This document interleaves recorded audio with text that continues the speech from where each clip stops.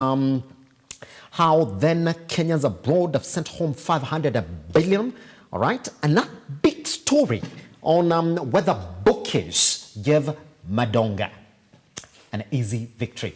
But let me ask one of our guys whether they watched it. James, did you watch the match? I'm telling you, we can't even respond. Anyway, but if you watch it, Madonga won it at round 5. Yeah, technical knockout. Technical in the sense that the judges felt that Wanyonyi could not continue. Did you expect him to win though? Yeah, because I think I didn't expect. I thought because he was speaking too much and he was this loud that he's going to be embarrassed and get a knockout or something like that. But yeah, here's the thing though. Surprise. Here's the thing though. Yeah. If you, I'll give you that task. Go watch all Mike Tyson's matches and even Anthony Joshua. Yeah, the current great boxers, you would say, in our lifetime. They speak tough. You gotta speak tough. Yeah. Look, Muhammad Ali, go listen to his presses. He used to speak tough. Madonga knows the name of the game. Okay. You gotta use your mouth if indeed you want people to watch, isn't it?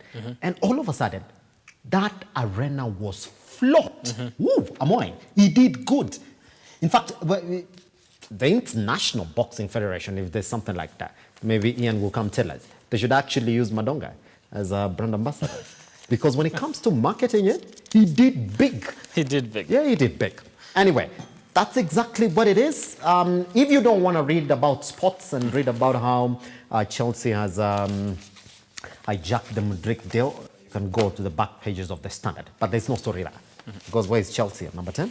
So there's no need of reading that. Anyway, take a tiny breather right here on the Morning Drift. Once we come back, we go online, see exactly what it is you're talking about. And remember, you can join us at Lookuptv across all your social media platforms. I am at Kiage Simba. That man right there is at Amwai Brian.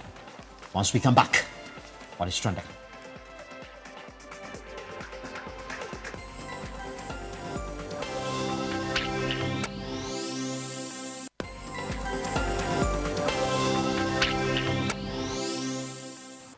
All right, welcome back to the Morning Drift, but more certainly, Lookuptv. Good. Now, let's jump online, see what it is that we have for you there, in as much as what you're talking about online is concerned, isn't it? All right, let's jump into the Twist Center this morning so we can get to read it together. And the first one is about this one. This one is Nick Salat. And this is exactly what he's saying. He was talking about how Azimio should... I just lost it for a minute there. Do we have it back? All right, let me open it from my tab. Here it is. Azimio should realize it will not survive until 2027. Okay. Nick Salat. Am I, Brian? Yes. Does he have a point? Does he have a point? Listen. What we know with matters politics in this country and coalitions forming, they don't last through the next election. That's the thing. It is a vehicle to get you through that to an election, and maybe if you're going to win, well and good. If you don't win, then by 2027, after 5 years, you start realigning again and trying to form different formations because you're like, whatever we had the last time did not materialize to a win. Yeah. So we need to now change strategy and things like that, because that's when you start listening to people say you cannot continue doing the same thing and expect different results and things like that. So does he have a point? I believe Azimio, as an entire faction with all those parties, is not going to last the next election. Some of them are going to remain, but not all of them. Yes. Yeah. Then his move then to say, I do apologize for supporting Raila Amolo Odinga, and I'm officially back. Please accept me. And he was accepted. Now, this is the thing. I think it has to do with what he has been going through in his party, and that is, KANU, because he has been suspended and he's supposed to be facing a disciplinary committee. He's being accused of, allegedly having sold property worth millions from the that belongs to the party. And he says, the two of us, that is me and the chairman, are co-principals or something like that. We have, to some extent, equal powers. So nothing can get out of the party without the signature of the Secretary General and the party leader. Yeah. And he also says that some of the issues that are resulting to him being punished and being chased out of the party are because of he did question, because how did we perform as KANU in the last election? We don't have any person that was elected. We performed poorly. So as leaders, we need to resign. And those are questions that he says were not being asked in that particular party. So that's what Nick Salat is saying, that, all this is actually him defecting, and all this is coming from that particular, stand that he had in regards to how KANU, performed in this election that we just concluded. This also coming at a time when it's not pretty clear whether the chairman of the coalition, that is former president, Uhuru Kenyatta, is in it. Because he said, it's like I want to take a break. The interpretation was, he's left the coalition. But listen, Raila Odinga did say Azimio is intact.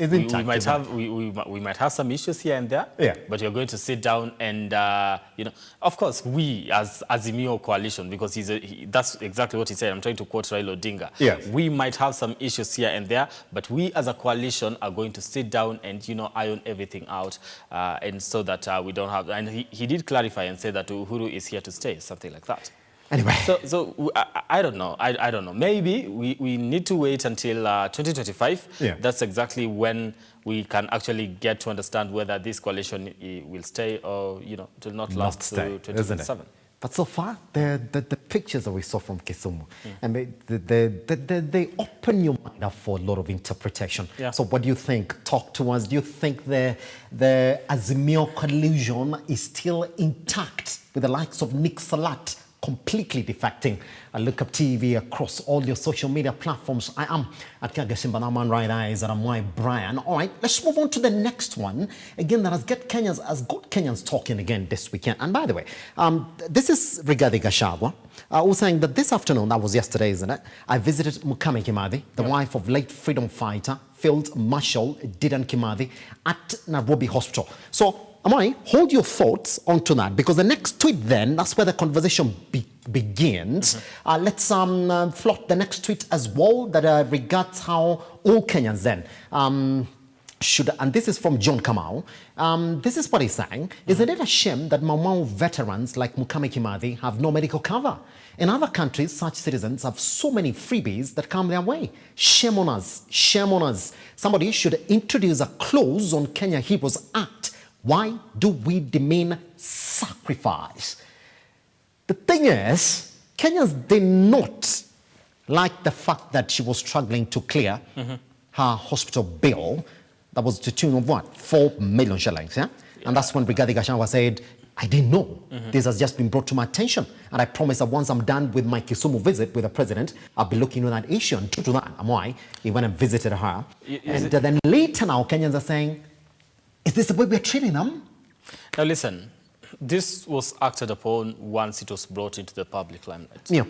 When because I saw the video of her on that particular bed being recorded, and a frail voice and things like that, and I was feeling very sorry, because because for you to get to that particular point, then you might have hit rock bottom. You understand, Simba?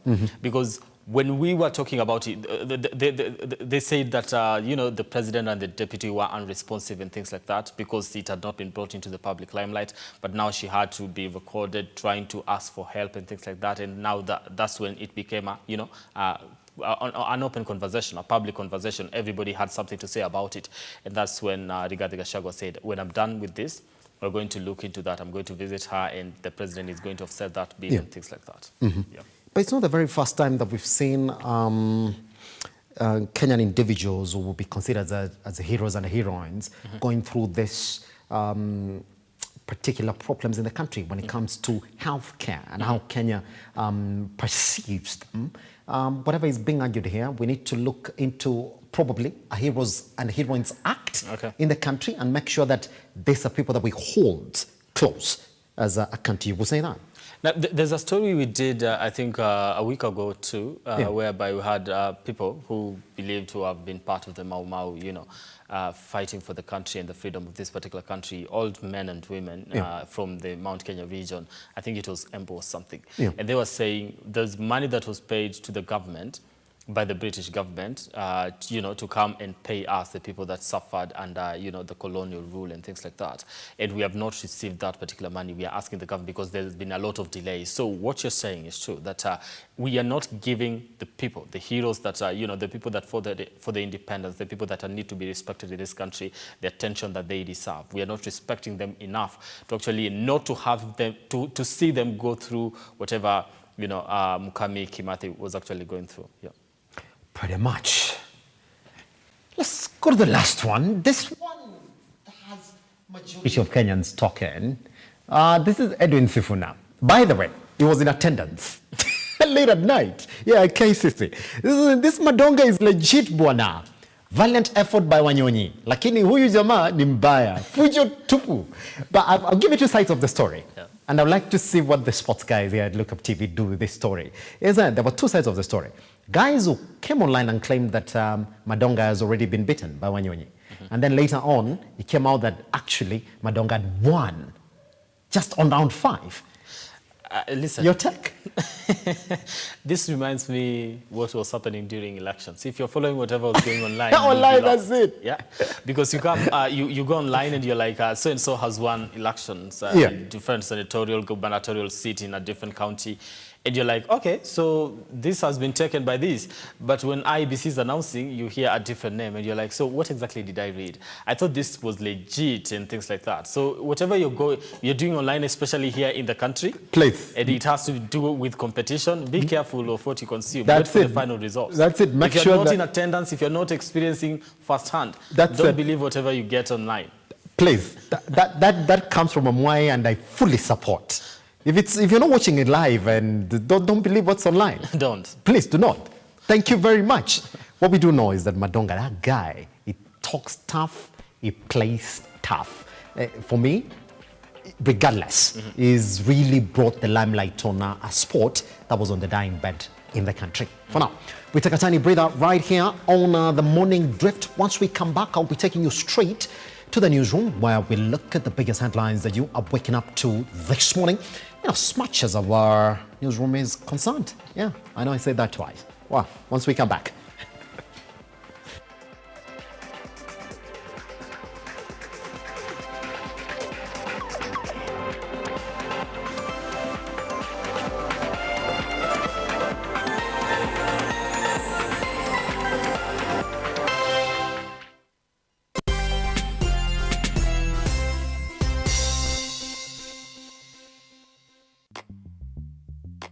Mwangi's Institute of Cosmetology. We are TVET and NITA approved training institute in the following courses: School of Hairdressing and Beauty Therapy, School of Fashion Design, Event Management and Decoration, School of Interior Design and Beadwork, School of Advanced Nail Technology, and School of Makeup Artistry. We are located at Kim's Plaza, Equity Bank Building, 4th floor, Oginga Odinga Street, Eldoret. Call us on 0715-046-499 or email us at mwangiscosmetologyinstitute@gmail.com. Mwangi's Institute of Cosmetology, empowering tomorrow's generation today.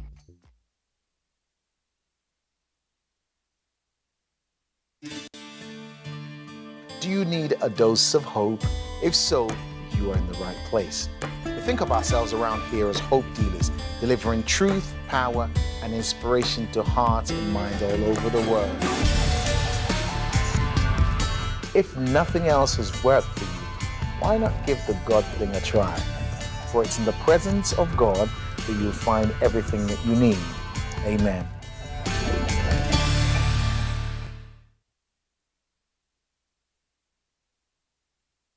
Vera Beauty and Fashion College is focused on being the leading technical and vocational training institute in the region.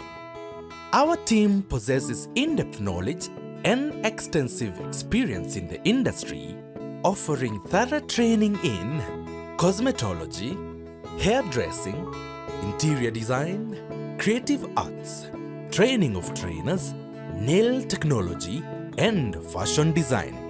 With branches in Nairobi, Thika, Meru, Eldoret, and now in Mombasa, our courses ensure that learners are completely equipped with knowledge, competency, and employability skills. Enroll today to be a part of a center of excellence.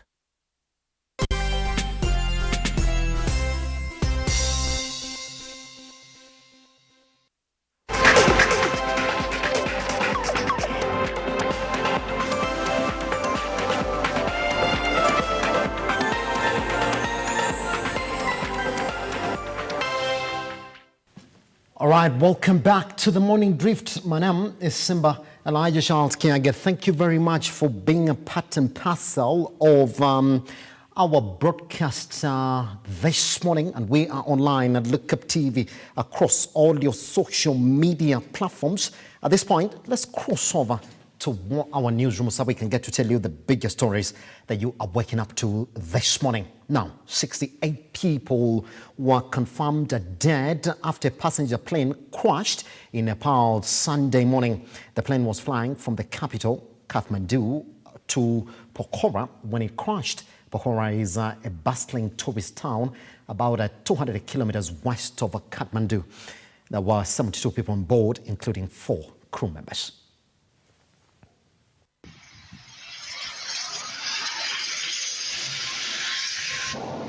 Following a plane crash at Nepal, 66 people have been reported dead.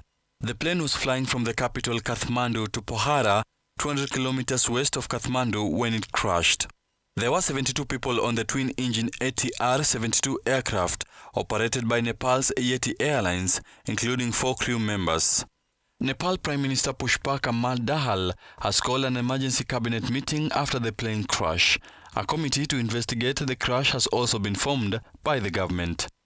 The ongoing rescue operations has been witnessing difficulties due to the presence of a big crowd at the crash site.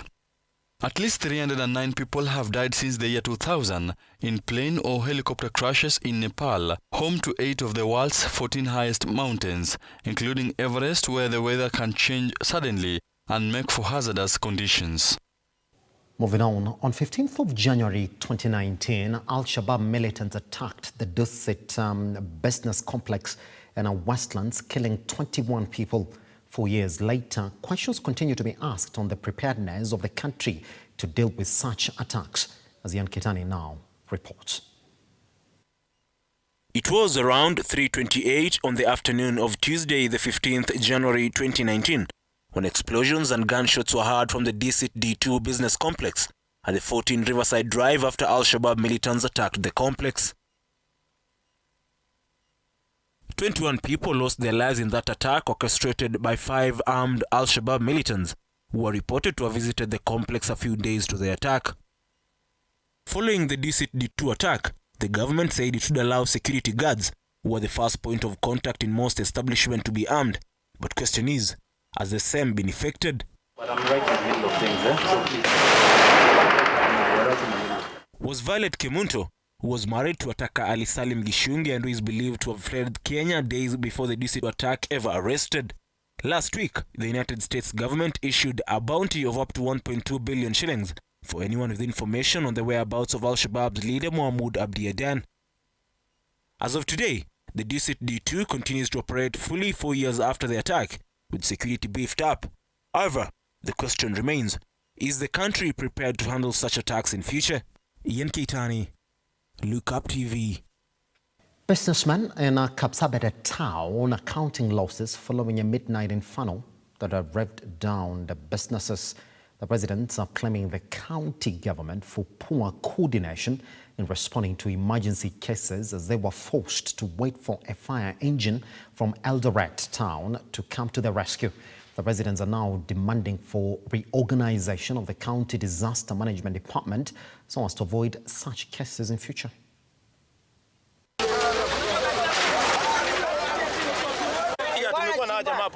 Tukapikia county commissioner, asante county commissioner. Akachukua simu yangu. Nikaambia county commissioner, tuko na emergency. Akaambia ya nini? Nikaambia town inaungua opposite wapi Total. Akaniambia wapi?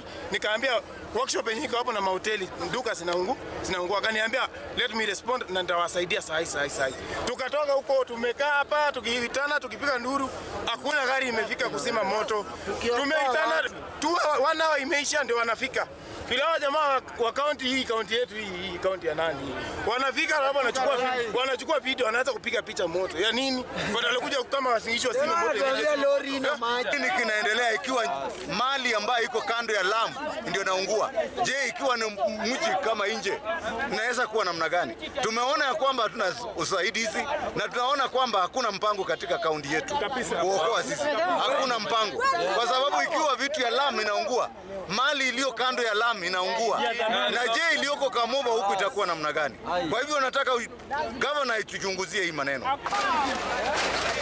President William Ruto has condemned Kericho members of the County Assembly for the recent fights witnessed last week over leadership positions. Ruto expressed his shock at the events that unfolded at the Assembly, saying leaders should focus on their job. Ruto was speaking in Bomet during the interdenominational prayers meeting.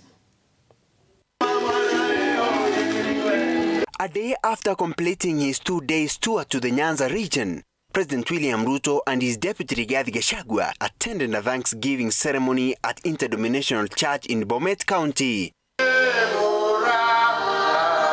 The head of state used the platform to send a message to the elected leaders, asking them to focus on working for Kenyans instead of engaging in supremacy battles. Na ndio mimi nauliza viongozi wote, tusipoteze nafasi tena kupanga mambo ya viongozi. Sasa ni kupanga mambo ya wananchi. Na wauliza wananchi wote tuungane. Na nawauliza viongozi. Naona bado kuna viongozi wengine bado wanang'ang'ana na mambo ya vyeo. The president called out at Kericho County ward representatives, accusing them of pushing for their selfish interest instead of working for the electorate. Bado huyu anatafuta hii, mwingine anatafuta ile. Mimi nataka niwaambie MCAs wa Kericho, wacheni upuzi.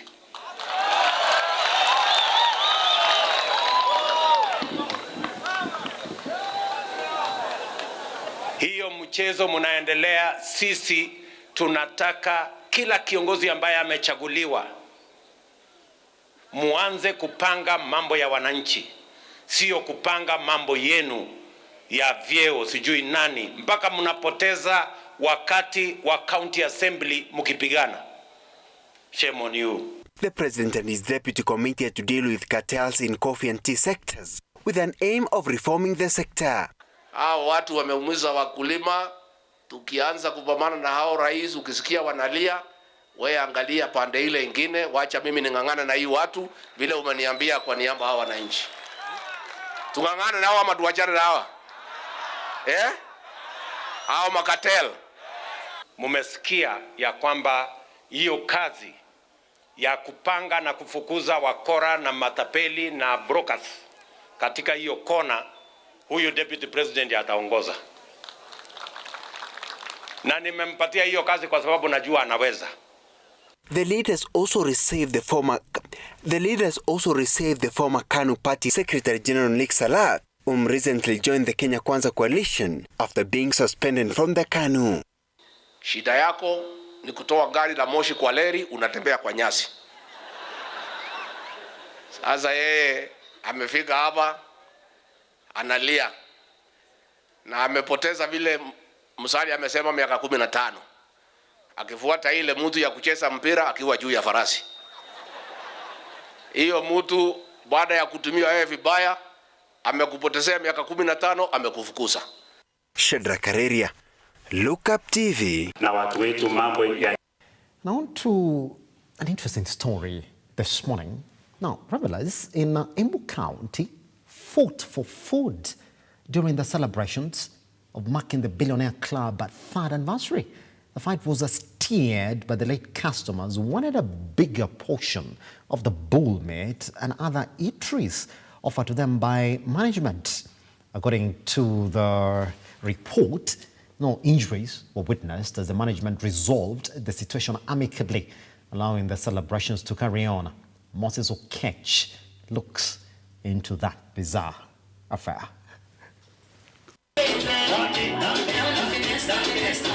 In each and every entertainment complex, there is an exhibition of its kind.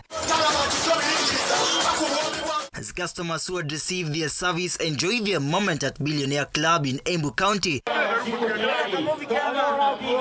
others that arrived late will try find some food that was left, each holding a plate, later will cause trouble. As the call to the bull slaughtered by the club's management will become sweeter to the customers, the waiters here will find themselves moving in one place to another to avoid the dramatic scene.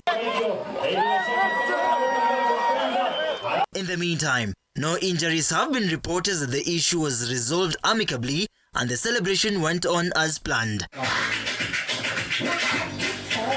The management, together with the customers, will thereafter state their satisfaction in their 3rd anniversary celebrations. Leo tumeona kwamba wamekuja kwa wingi, wamekuja kusherehekea, mpaka wengine wameanza kupigania ng'ombe ile ambayo tulikuwa tumewaandalia. Lakini yote ni raha na tunawashukuru sana. Kila wakati tunapoitana huwa wanajaajaa hapa na wanahakikisha kwamba wamefurahia pamoja na sisi. Customer wetu wote wa Billionaire, asanteni sana. Mimi kama customer wa hapa wametutunza vizuri kabisa. Sisi tumefurahia sana. Hii birthday yao Billionaire ndio club number 1 hapa Embu. Tumefanya vitu kubwa sana, tumekula, tukakunywa na tunashukuru hapa kwa sababu Billionaire kitu ya kwanza hapa ndio kwa wasanii wa burudani. Ila kitu kinafurahisha kuja Billionaire ni kuwa service yao iko poa, hakuna furugu na hakuna kitu yote unaweza tendewa kibaya katika club Billionaire. They have noted that the 3 years are filled with challenges, but are optimistic that 2023 will be a good year to recover economically, thus cutting a cake in assurance. Moses Okech, Lookuptv. On our daily segment of Your Opinion, we ask you on what your opinion is on the reception given to President William Ruto in his tour to the Nyanza region. This is what we went to the streets with, and this is what you said. As President William Ruto tours the Nyanza region, a region regarded to be Odinga's backyard, today on Your Opinion Matters, we sought to know what Kenyans feel about Ruto's reception in that region. This is Your Opinion Matters. Mimi naona kukaribisha kwake Daktari Rais William Ruto pande za Nyanza imekuwa vizuri sana, sababu alikaribisha vizuri, hakuna fujo. Sasa hiyo Kenya wameamua Kenya isonge mbele na maisha bado ni kung'ang'ana kila mtu kivyake. Na maanisha ako tayari kuhudumia kila mtu wa Kenya wote, hapa hawapagui. Hakuleta kabila ama alishindwa kura huko pande, hapana. Alienda huko kwanza hiyo maendeleo mapya, kuangalia venye kunaendelea au wenye waliochaguliwa, na hiyo ni kitu poa sana. Ana rotate, haya chagui popote. Hiyo ni furaha kwenda huko juu anaona maendeleo ya hiyo area ya Nyanza venye iko. Unajua sasa sawa nao wamechanuka sasa, wameona serikali ndio wako na serikali. Unajua sasa wameamua sasa wauge serikali mkono ili maisha iendelee. Mimi sioni ubaya yote kukaribishwa kwake. Ni mzuri zaidi. Sitasema mengi. Ni kweli tumemachua. As long as the election ilifanyika, even the way they vote, hakuna kitu ilitokea vita, hakuna kuchoma mali ya watu. It seems nowadays people they are mature. Na tukiendelea hivyo, we shall be very far. Naona ziara ya rais upande wa Nyanza sio mbaya, ni mzuri, lakini hiyo ni haki ya Wakenya, sababu kila Mkenya anatoa ushuru na anastahili kutembea maeneo yote katika hii nchi yetu ya Kenya. Watu wamesahau na tunafaa tuendelee venye kurienda. Wacha niseme kwa ufupi kwamba aone hiyo kila region iwe na aone kila region iko na nini na inafaidika kwa nini. Tunamwombea Mungu aende afike vizuri na arudi vizuri. Makaribisho ni sawa, anakaribishwa Nyanza na alabu hakuwe ni rais wa watu wote, si ndio hiyo? Atategwa juu na sasa sana, hata serikali inaona sasa inawauga mkono, hata rais anaona wao sasa wao wanawauga mkono. Vitu ambazo nataka na atimize ni zile vitu ambazo wananchi wa kawaida wanastahili kufanyiwa. Kama ni maendeleo wanastahili kufanya sehemu zote. sio ubaguzi ama nini, kila sehemu afanye maendeleo sababu yeye ni rais wa nchi ya Kenya.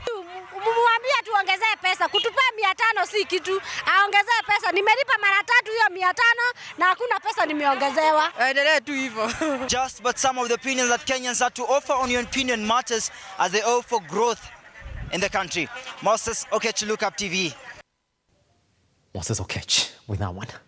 Now, with the emergence of technology, access to beauty services has become easier across the globe. To fix a problem of always queuing at the barber shop or salon, Irina Kireo developed an app that seeks to link customers to their clients. Let's take a look. Hair, beauty and cosmetics, an industry that boasts of great revenue with the African hair care market post-COVID-19 pandemic expected to grow 6.35% a year to 2026. This is according to Technavio. There is demand for newness from brands, retailers and hair care services. The growing youth population and those with more disposable income in Africa are more concerned about their hair than ever before. So, I love looking good. And I know an African woman has a weakness. They spend a lot of money on buying hair, buying products. So this market is really huge. If I look today, in Kenya we're looking at 52, 55 million population. 70% or 60%, 65% is women. And how many salons have them? I don't even want to imagine. I've not even counted because that data is not available, but I'm just imagining we're looking at around 5 to 10,000 salons, single salons I would say. To tap into this industry and offer solution that seemed to lack, Irene Kieru went above and beyond and developed the Afro Urembo Beauty Booking app, an application that seeks to streamline the beauty industry. This is my second comeback. The first time I have to admit that we failed terribly. I didn't expect it. And that is when I learned that I'm a Kenyan without being a Kenyan, because my mind was so Europeanized, and I thought the same way we consume services in Europe, the same way Kenyans would, because Kenya is known for technology, and we have very tech-savvy population, young, vibrant people who use social media, and so I thought this would work. And actually my idea was that you book a beauty service and you pay ahead of time. Oh, and to me, I had to get some character development in that level. So I realized that that business model won't work, and we had to go back to the drawing board. Now I'm more convinced than ever that this is the right solution, because we have seen salons get transformed and how their bookings are done, how they do their bookkeeping. So it's really something that we hope will change the landscape of beauty and how people consume beauty services. If today I ask you to go and somewhere, you won't even think twice, you think of Uber. So why don't we think about Afro Urembo when you're talking about beauty? Customers and clients already taking a shot at the app that they say has made business convenient for them and achieving that which Irene says is streamlining the industry. Basically, imesaidia pakubwa because imefanya vitu zikakuwa rahisi in terms of bookings. So any client mwenye anataka kubook for a barber, lazima kuwe na either application ama anapiga simu tunambukia direct kwa system.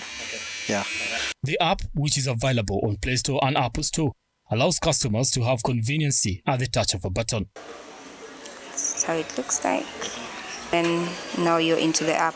As you can see, it also shows you your current location. So even if you're looking for a salon that's near you, it detects the one that's nearest. So I want to do a booking at Epitome Barbers. The idea of developing this application came out of necessity that was driven by a personal experience abroad. The idea of Afro Urembo came about in 2016 when I was living in Madrid doing my MBA. At that instance, the first thing I did, I knew I was going to be stuck in Madrid for 1 year. And the first thing I did when I reached school, I had to look for my fellow Africans, some people who looked like me, and ask them where do they do their hair. And in that instance, I realized we really have a problem if you don't have a reference. And I was given a name of somebody who used to make my hair, who was very strict on time. And that is when I realized really Africans, we are not well served when it comes to technology and our beauty services. And yet we are very unique in how we consume beauty services. We have different tastes, we have different styles. An African woman, her confidence is in her crown, which is her hair and her makeup and her nails. And so I realized there's a gap, and I wanted to be the person to fill that gap. And that is what I did with Afro Urembo. Okay. The long queues and using of books to make bookings is something done away with, as this helps not only to manage the bookings, but also have proper management system for the salon. The side of the salon is so different because it's a management system for them, while the clients, it's a booking system for them. Well, the salon sees different things. As I was saying, inside they see their slowest days so that they can capitalize on promoting those services, promoting those slowest days. They talk about what they can do for their slow days. They see the most popular services. They see their weekly reports, right? So that is why it's different for them. And even from their side, they are able to add the services that they do, the time it takes, the amount. Transparency being key for the development of the app, salons and barbershops therefore do make it their business to earn the trust of their clients by being open with them. So we have our own tradition, as Africans, we have our own traditional way of consuming beauty services. We negotiate, we bargain. And you find that with this, the prices were not transparent in the past.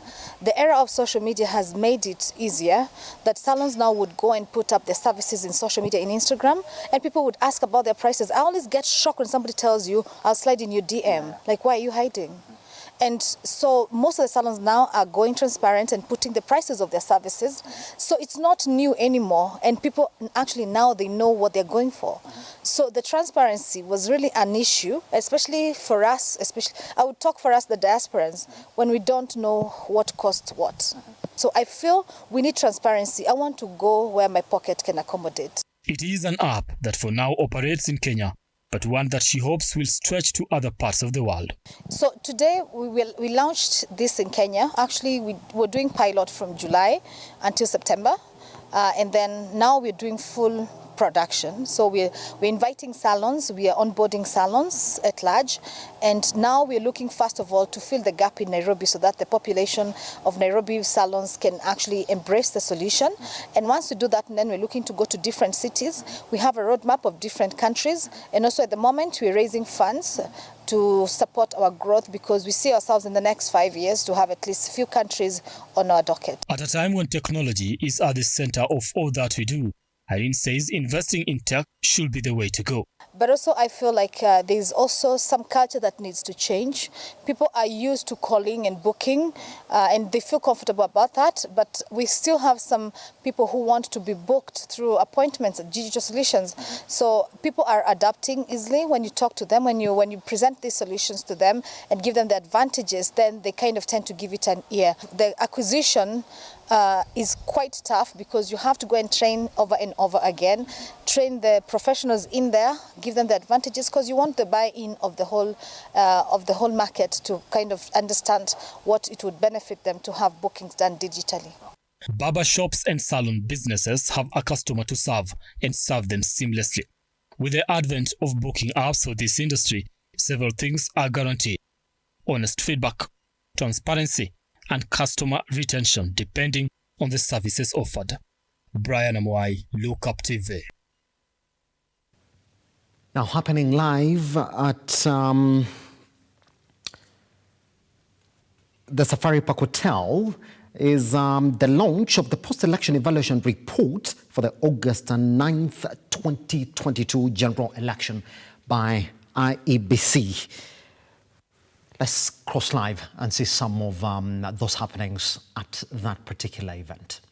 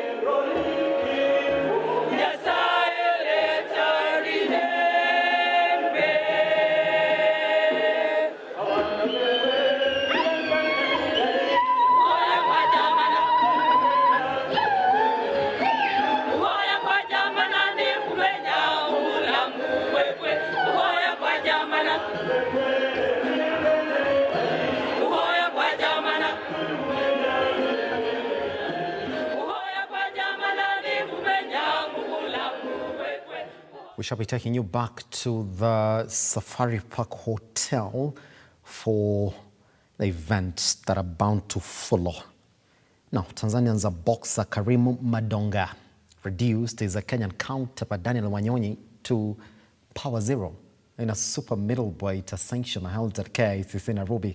Madonga lived up to his hype of the show after he technically knocked out Wanyonyi in the 5th round of the show after Wanyonyi declined to get back to the ring for the next round, handing Madonga victory. Let's take a look at those images.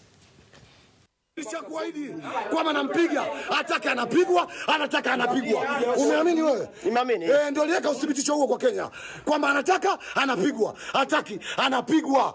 Ngumi imetoka Ukraine kwenye mlipuko wa mabomu. Inaitwa sugunyo. Hii sugunyo lazima ifanye kazi kokote kaka. Awali wa Kenya wengi walikuwa wanaamini kwamba unapigana kimdomo, lakini wamejionea. Bra lazima iwepo kuweka promo ya mchezo boxing na watu waje kwa bidii.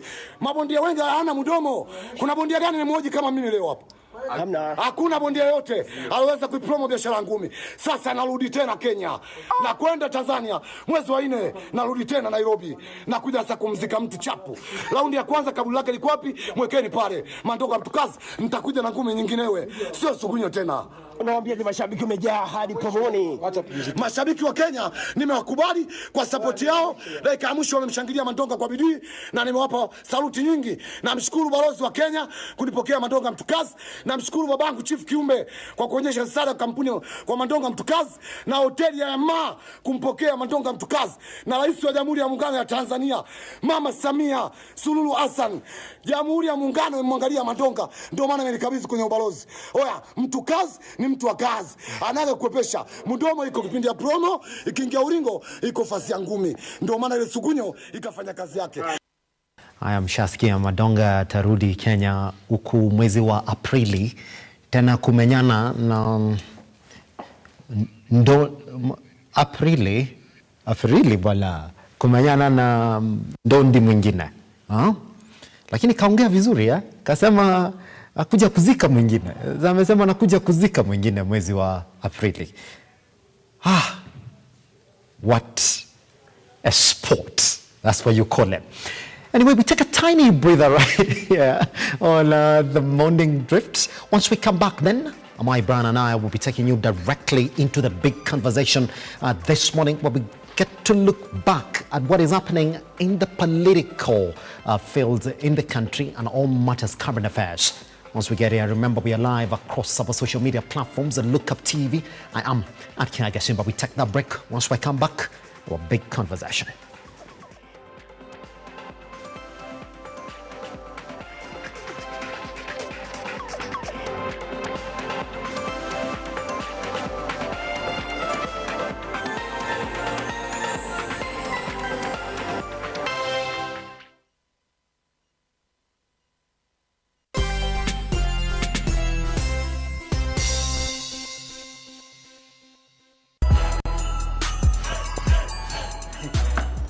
Sienda nayo huko ndani, unaacha hapo kwa luggage ndio uingie. Ni wacha kwa luggage namna gani nataka kutumia huko ndani? Nimekuja na hii gani ndio inatumika? Hii paketi ama hii kuchota? Kwani serious hii? Bwana wacheni mchezo bwana. Nini nyinyi? Karibu customer. Hizi bidhaa unaziacha pale kwenye luggage ndipo sasa ufanye shopping kwa supermarket yetu. Kuchota ni kufanya shopping pekee. Ni kufanya shopping. Raundi hii chota mapema na Hetia Supermarket ndio best. Kwa mara nyingine tena Hetia Supermarket inakuletea kuchota na Hetia Supermarket. Kushiriki shindano la kuchota ni rahisi. Ingia tu Hetia Supermarket iliyo karibu nawe Kitale, Bungoma, Eldoret, Kakamega, Kisumu, Busia, Naivasha, Limuru, Nairobi, Thika, Nyeri, Meru, Chuka na Maua. Nunua bidhaa ya shilingi 600 na zaidi na utapewa raffle ticket. Jaza vizuri na utumbukize kwa sanduku iliyo mlangoni. Utakuwa umeingia kwa draw ya kujishindia zawadi kama gari 7 aina Daihatsu Mira, pikipiki 21 aina ya TVS, 1130 school fees, TVS, microwaves, shopping vouchers na vingine vingi. Bas, ni huku.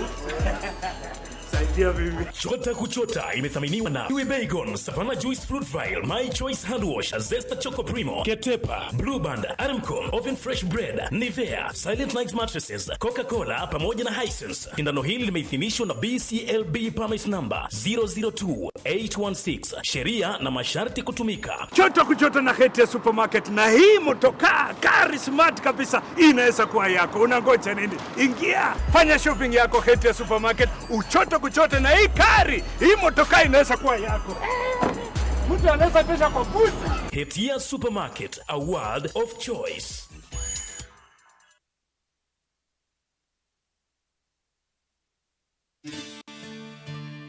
Do you need a dose of hope?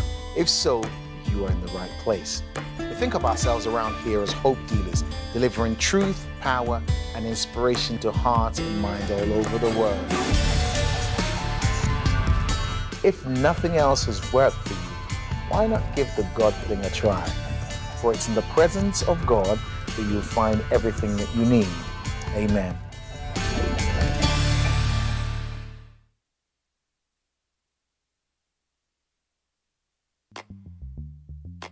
Mwangi's Institute of Cosmetology. We are TVET and NITA approved training institute in the following courses: School of Hairdressing and Beauty Therapy, School of Fashion Design, Event Management and Decoration, School of Interior Design and Beadwork, School of Advanced Nail Technology, and School of Makeup Artistry. We are located at Kim's Plaza, Equity Bank Building, 4th floor, Oginga Odinga Street, Eldoret. Call us on 0715-046-499 or email us at Mwangi's Cosmetology Institute@gmail.com. Mwangi's Institute of Cosmetology, empowering tomorrow's generation today.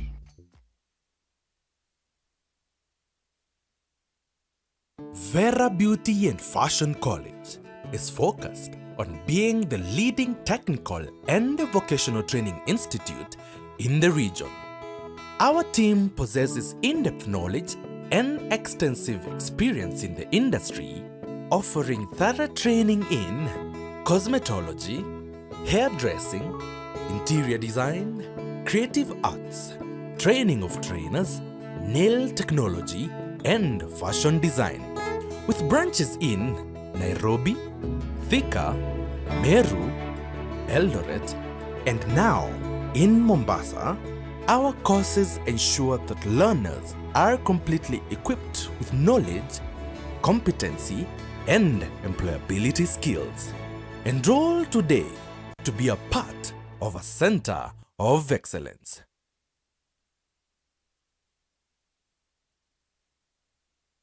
Jina yangu naitwa Cherotich. My name is Samuel Kipsia. Joseph Yatich. Kwa majina naitwa Susan. Kwa majina naitwa Geoffrey Chibon.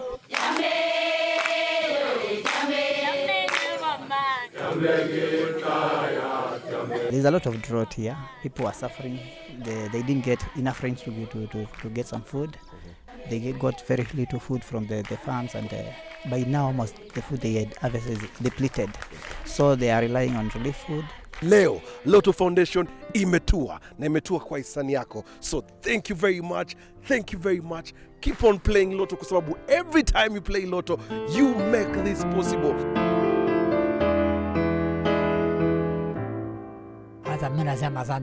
I'm very good. I understand about Lotto, and this is one of the Kenya. It is true. Thank you very much. Asante Lotto. Thank you.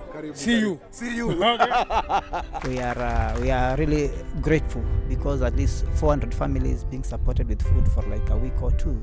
Asante sana Lotto Foundation. Asante sana Lotto Foundation kwa kazi nzuri yenye umetufanya siku ya leo. Mungu awabariki sana.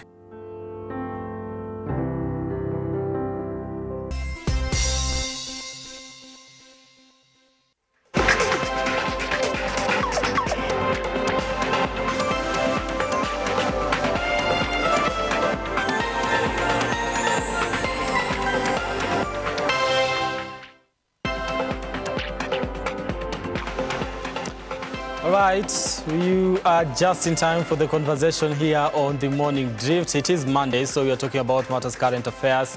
What are we discussing about today, or what are we talking about today? Well, a lot of things have happened during the weekend. We saw President William Ruto visit the Nyanza region. He toured Siaya, Homa Bay and also Kisumu counties. It was on a 2-day working tour, launching development projects in those particular areas, something to do with affordable housing project. And also in matters Azimio, we see Nick Salat and Kanu at it again. The Nick Salat yesterday in Bomet was actually shaking the president's hand and seeking, a seat at the table, I believe, asking the president to actually welcome him back to that particular, political affiliation. All right. So we want to talk about everything that was happening during the weekend, but we'll be focusing mostly on what was happening in Nyanza region, where President William Ruto was on a 2-day tour. And to have this conversation this morning, not a guest, but my co-anchor and somebody that is going to help me run this show today is Simba Kiage. Simba, back again. Right? Back again, man. We're in this together, isn't it? Yeah, no running away. Yeah, we want to take a look at, try and dissect what was happening during the weekend. Current affairs is our thing. I know. Victor Onyango, who is a youth and policy analyst. Thank you so much for making time, Victor. Thank you so much, Brian. All right. Now, I want us to just jump into it and start, having this conversation. Let's start from what we make of this particular visit because, Nyanza region has been perceived as a stronghold of the opposition. The first time the president went there, when he was campaigning, back then he was the deputy president, he received a little bit of hostility, if you may, because there was throwing of stones and all that. People were not as welcoming as they were to him the other day. And when he went there the second time, after being sworn in as president, he went to Siaya, he went to Homa Bay rather, but the leaders from that particular region were not there to welcome him.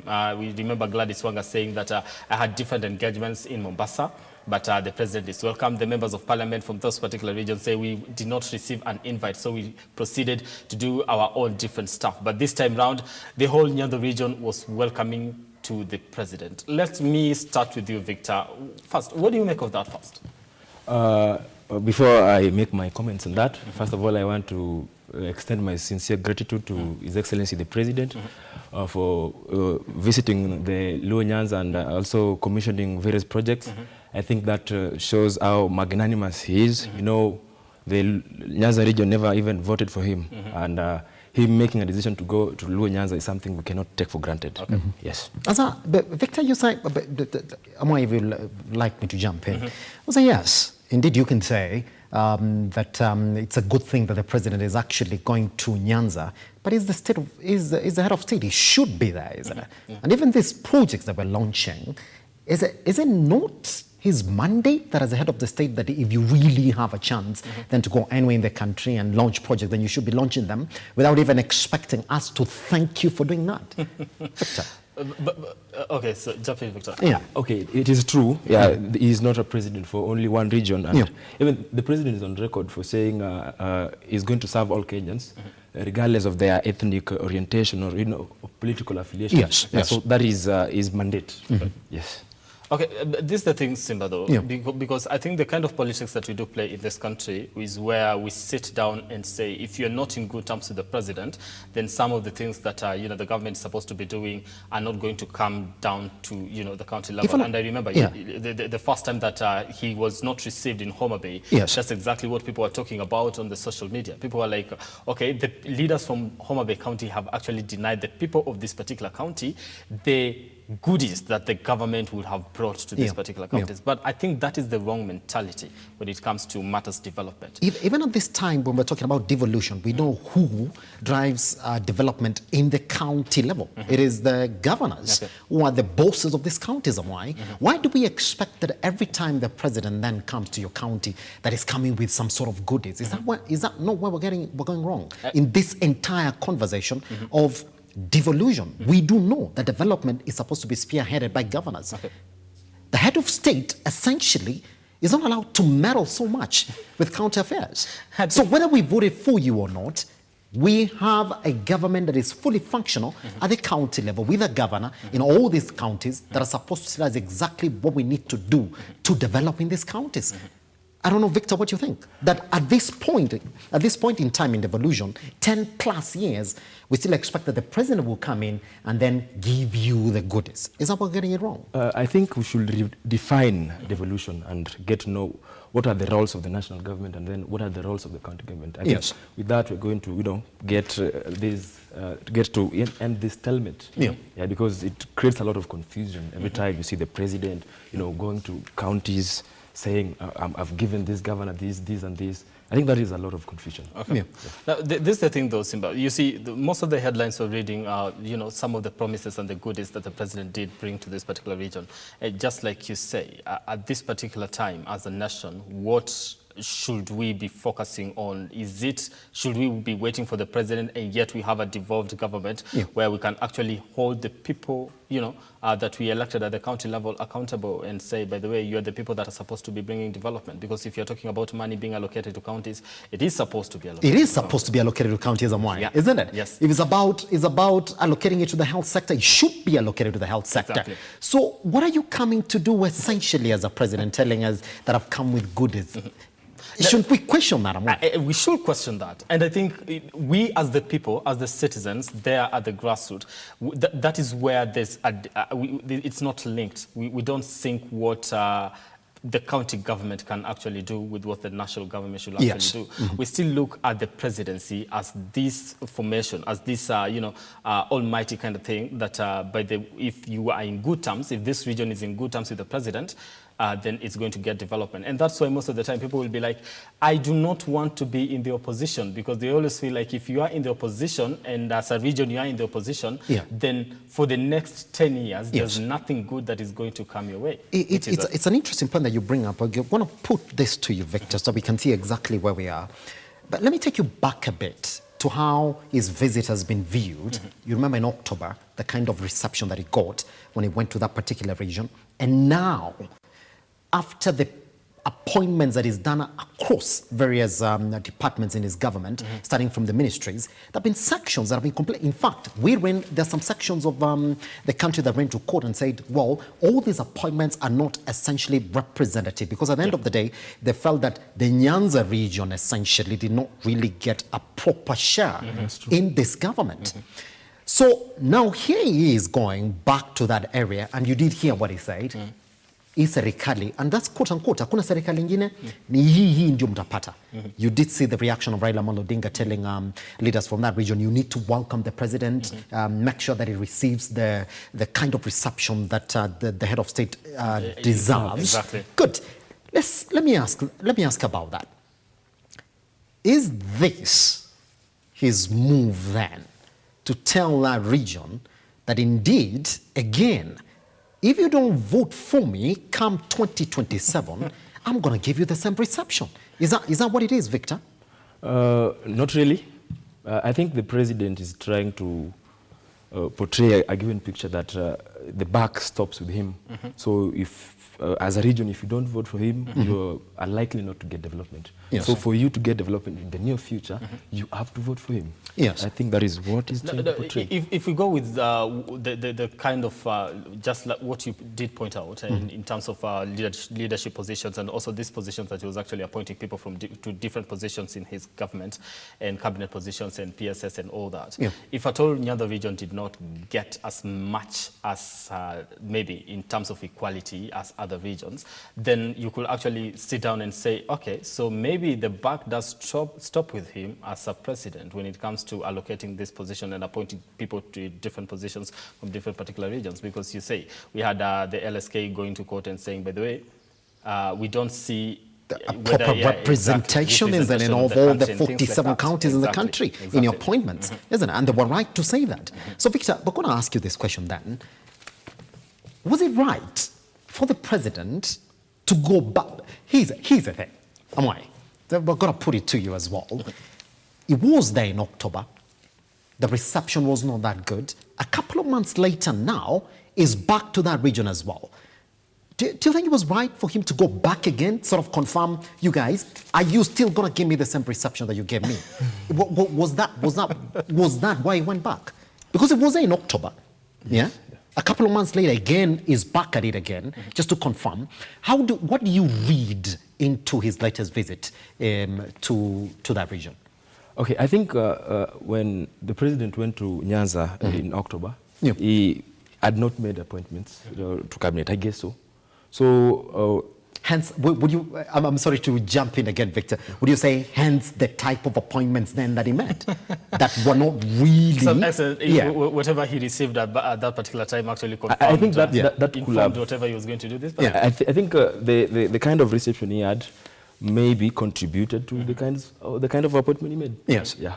Maybe he thought that, this region don't value my presidency. Again, I should not value them by giving them, a good number of appointments. Yeah, I think. If what you're saying is anything to go by, then that is a very wrong way to actually go about it. You would say that, but then, Victor, then what do you read into his second visit? He would have gone anywhere. Trust me. I mean, I think he's testing waters now that he has appointed C.S. Awalo from that region. Yes. He has also appointed PS for Interior, that is Raymond Omolo. Yes. So he's trying to, to read the mind of the people to see if they really appreciate the appointments that he did for that region. Yes. Yes. So if at all you continue being good and welcome me, then you're going to get more good is going to come your way. Is that what it is? If you continue being... Because you see, and I remember Gladys Wanga actually asking the president, you see, we need more of appointments so that our people can actually feel represented in your government and things like that. Yes. So maybe to some extent, this one is going to be, okay, you welcomed me, you appreciate that I'm the president. Now this, solidifies and actually solidifies legitimacy of his presidency. Because when you have a region that says, we do not accept you as a president, but if you can visit any part of the country and you are being welcomed at the head of state with the kind of reception that he got, then, he's accepting legitimacy. The country is accepting him as the president.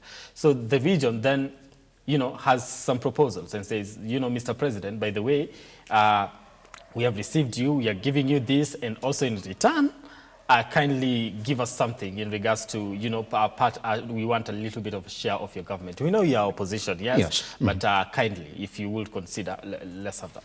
At this time when we are talking about how devolution should be heavily entrenched at a county level, and you're wondering, why would a region really want to be pro-government? Amwai?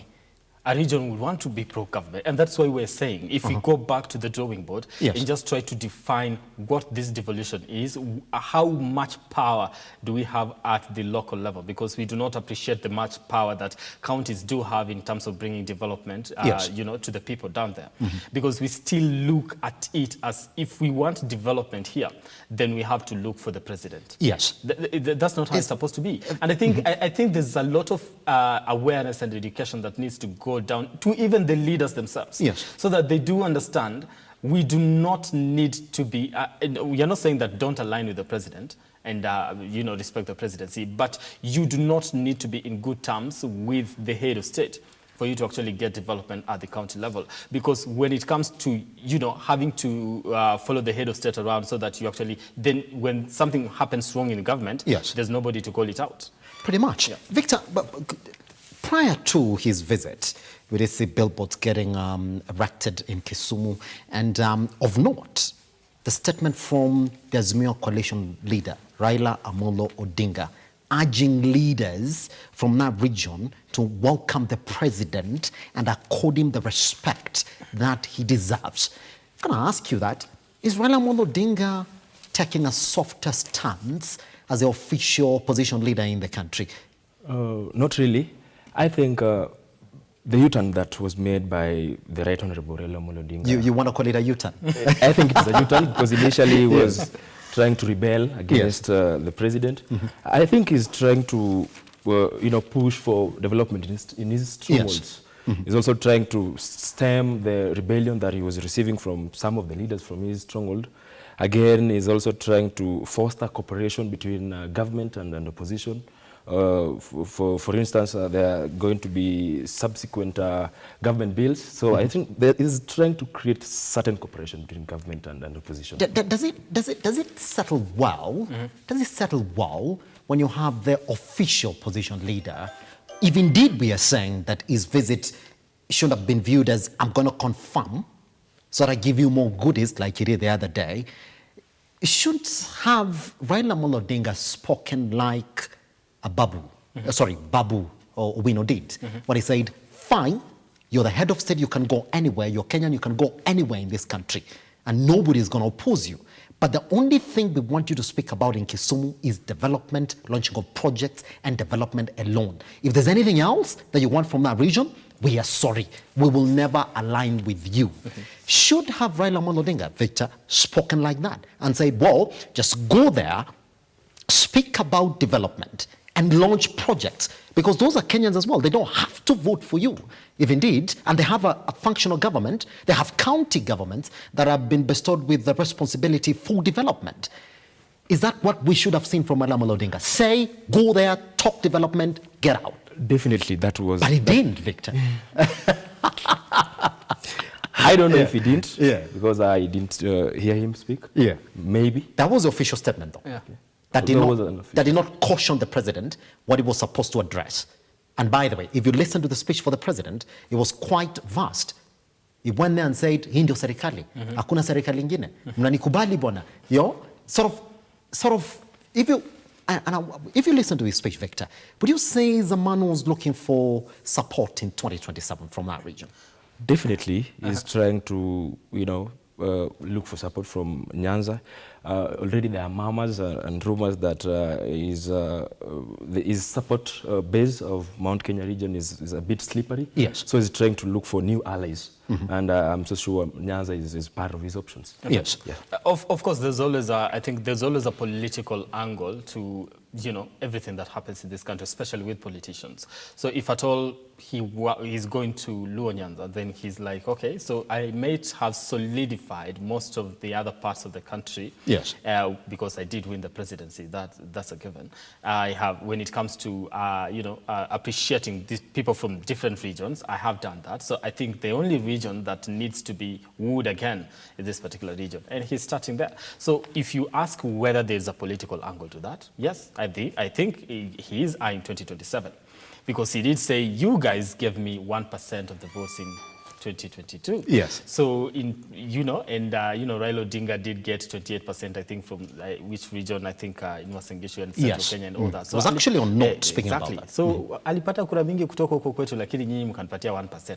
No. So meaning that in the coming days, kindly, if you can actually stretch it a little bit, and this is so maybe the 20% that we give. trying to actually do that in 2027. So there is a political angle to it. He is eyeing the future. Yes. He wants something from that particular region. Which then begs my next question, Victor. Okay. It is just but 2023. You will read 4 months into his government. It's the second time that he's visited that particular region as the head of state. Is it too early to start thinking about 2027, Victor, you will say? Because whether we like it or not, we do know exactly how he looks and views that region. As a politically conscious person, I would say it is not too early. Yeah. They say... But you say that, Victor? No, I think politics in this country, listen, politics in this country starts immediately when you're done with the election. That's exactly, yes. So, yes, it might be too early. Yeah. But what kind of record does he have as a president, as a politician? Yes. Because I believe the kind of record that he has as a politician is somebody who gets into it. The moment you're done with this, you've secured this, you start eyeing the future. Yeah. So has he started early in terms of looking for votes for the 2027? For him, it's not. Anasema kujipanga ni mapema. Ali mapema ndio best or something like that. That's exactly what they say. And I think, Simba, I just want us to take this particular clip and look at how different leaders from different regions were loading the Nyanza leaders for this warm welcome to President William Ruto. Let's take a look at some of the MPs who belong to Kenya Kwanza State. Very much.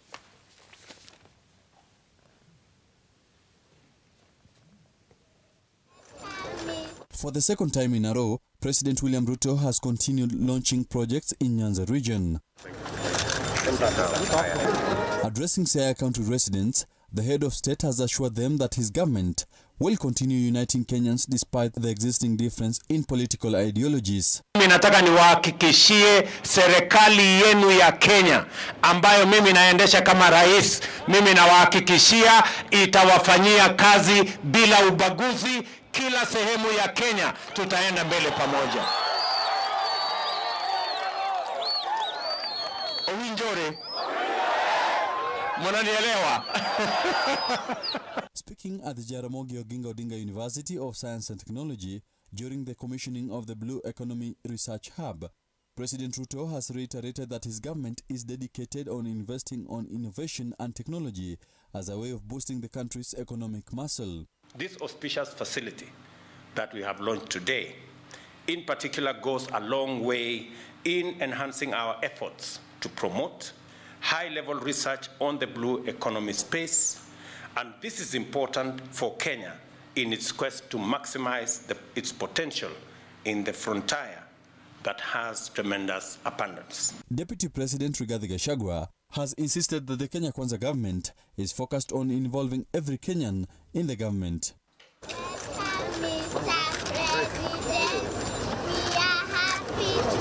As the president concludes his 2-day working tour of the Lake region, Kenya Kwanza MPs in Embu County have lauded the move by the Kenya Kwanza leaders, welcoming the head of state in the opposition stronghold.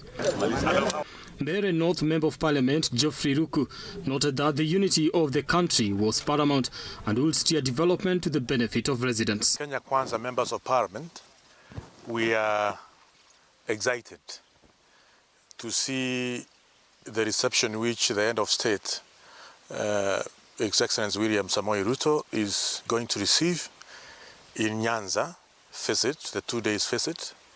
It's a good thing that the Honorable Raila Odinga has decided to put his tools of trade down so that we can develop and build this country united. It is good that the politicians in Nyanza have decided, and now they know that we have only one symbol of unity in this country, who is the President of the Republic of Kenya.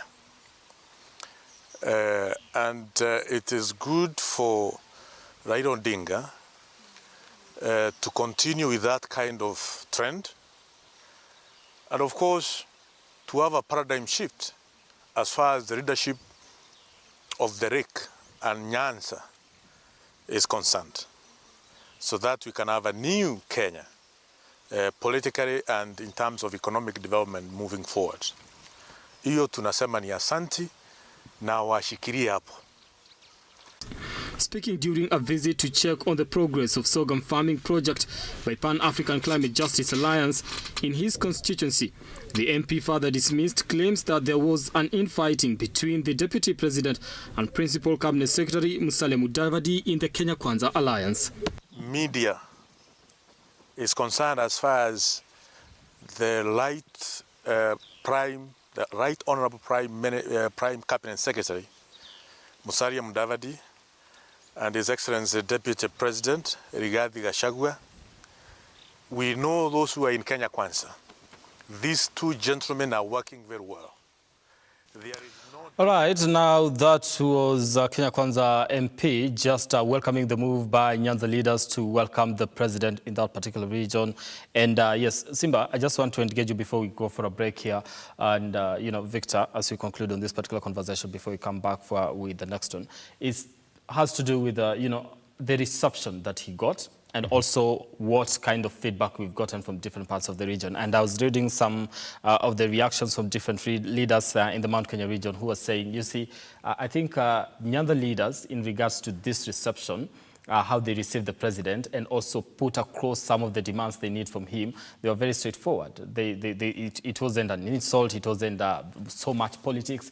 It was more of, you see, Mr. President, these are the things we need from you in terms of development. Yes. We need you to revive, the cotton sector and things like that. Expand these stalled projects from the previous regime.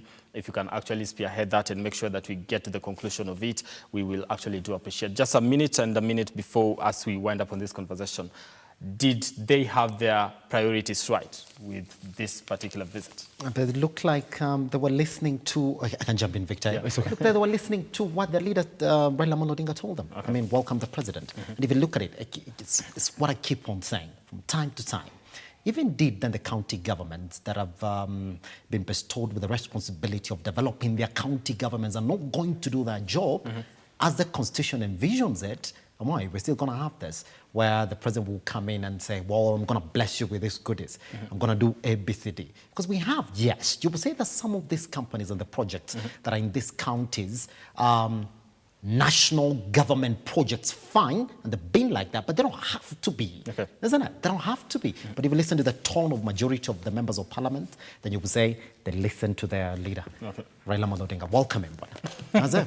Yeah. Okay, I also want to join the Kenya Kwanza leaders in congratulating Nyanza leaders for giving the president a warm... Initially, did you expect that was going to happen? I never anticipated that. Okay. Yeah, I want to congratulate them for welcoming the president. You know, time for politics ended a long time ago, and it is now time to embrace the government of the day, whether we voted for him or not. Okay. Yeah, so that is a good move. Okay, it's time for politics in this country. Doesn't end though. It is always a politicking season and all that. We want to take a short break here. When we come back after the break, we'll be looking at the future of Azimio. Nick Salat just hinted that he might be leaving the coalition. Okay, that in just a short while. And also, I think, Simba, you'll be saying goodbye? That's it, I'll be saying goodbye. Because I know the man that we're waiting for is already in the studio. As we speak, we'll be taking you with Amwai in the next phase of this conversation at Lookuptv across all your social media platforms. I am Kiage Simba, Amwai brand. That's what it is at. Once we come back, Amwai brand continues the conversation.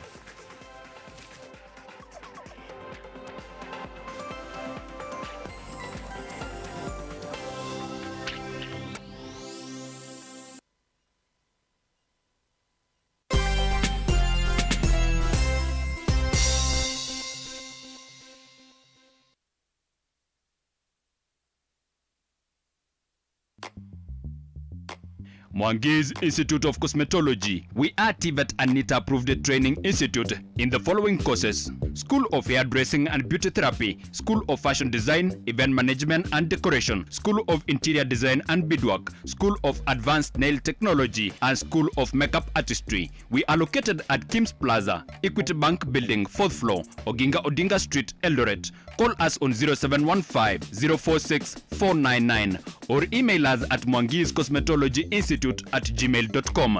Mwangi's Institute of Cosmetology, empowering tomorrow's generation today.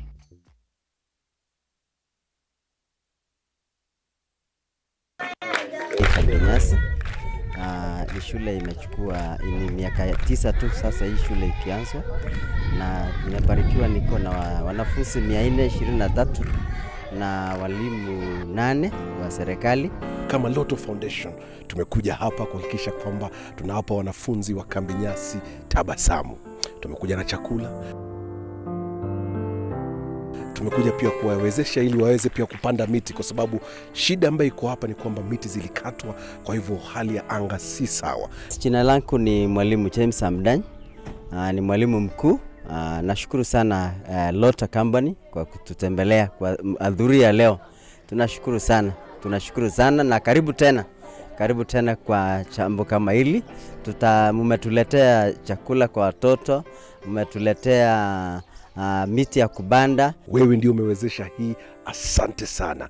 Together we are changing lives.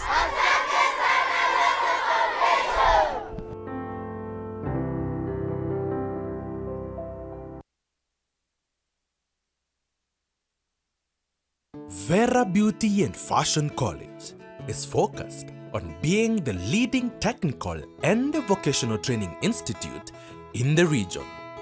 Our team possesses in-depth knowledge and extensive experience in the industry, offering thorough training in cosmetology, hairdressing, interior design, creative arts, training of trainers, nail technology, and fashion design. With branches in Nairobi, Thika, Meru, Eldoret, and now in Mombasa, Our courses ensure that learners are completely equipped with knowledge, competency, and employability skills. Enroll today to be a part of a center of excellence.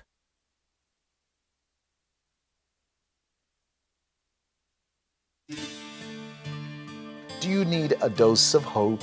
If so, you are in the right place. We think of ourselves around here as hope dealers, delivering truth, power, and inspiration to hearts and minds all over the world. If nothing else has worked for you, why not give the God thing a try? For it's in the presence of God that you'll find everything that you need. Amen.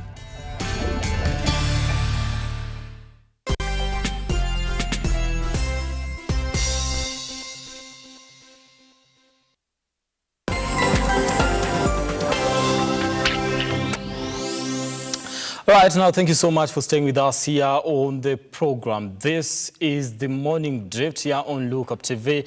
You just the second part of this conversation here, because the first part you're talking about, the president's welcome in the Nyanza region, and Cliff wasn't here when you were talking about that, and I just want to engage him for a second, just to get his take on that particular topic before we jump into the future of the Azimio coalition after Nick Salat hinted that it might not last. Now, Cliff, thank you so much for making time. Thank you. Thank you for having me. Nairobi is a little bit tricky when it comes to matters traffic. Traffic jams is the order of the day, but we thank God we're alive and we're here. All right. Better late than never, right?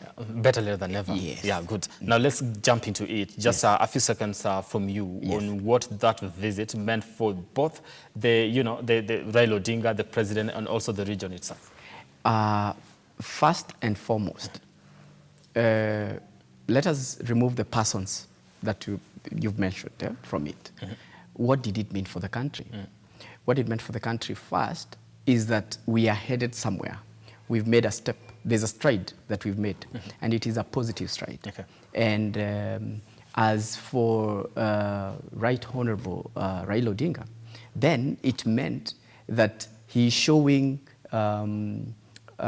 patriotism and leadership. He's giving his people leadership and telling them, what I started with Uhuru, I will continue with Ruto because I want you guys to embrace the government of the day.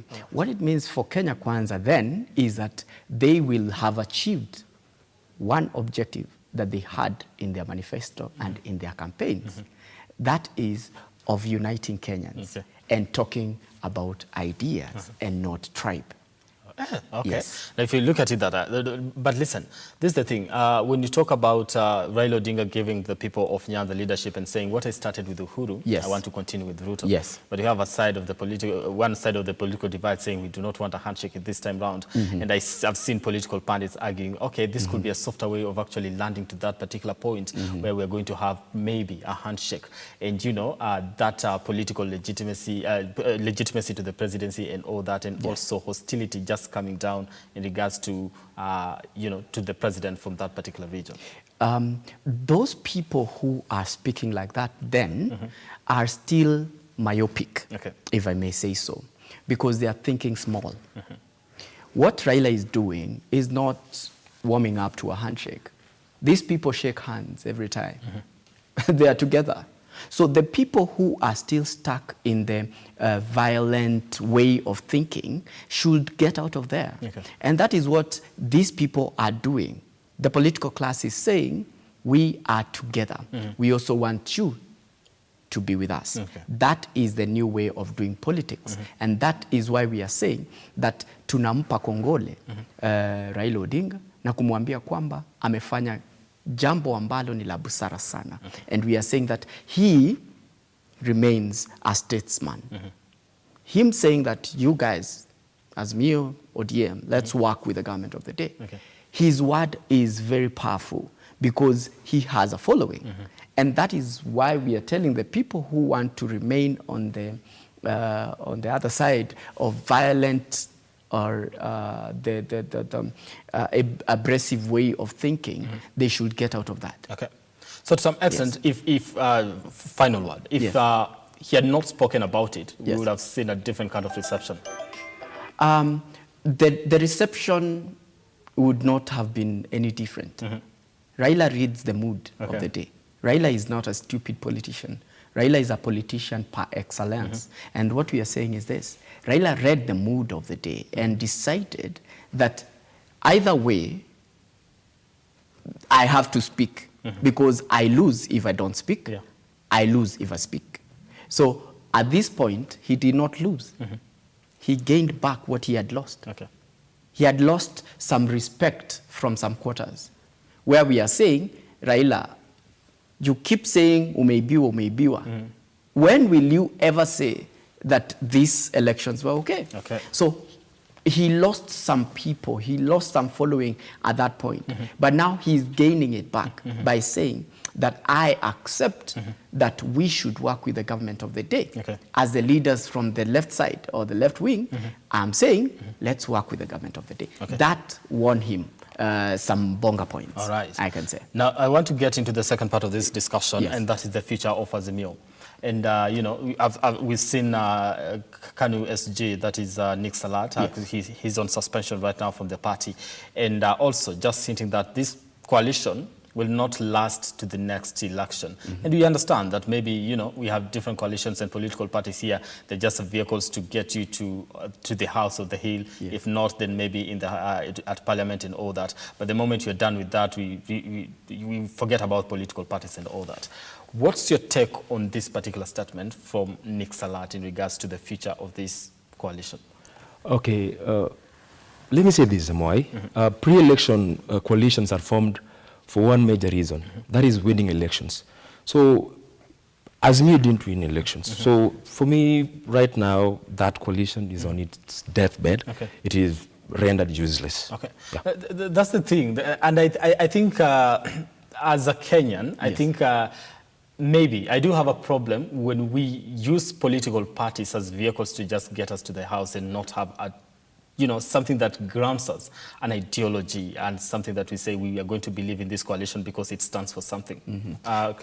Currently, or what I can say, this is my take. Do we have political parties? There are very few political parties. The likes of Ford Asili, which is still maintaining its way of doing things, its principles. But when you get these other new political parties which have come up, they are bargaining tools. Bargaining tools to get you either bargaining power when it comes to talking to the government of the day or to the leaders of the day. Those people who have taken the day, be it an MCA, be it an MP, be it what. So if you are in a certain political party or political coalition, as it was with Azimio, then you have that bargaining power to actually say, I have my political party and I am coming to the table. What are you giving me so that I can bring you this basket?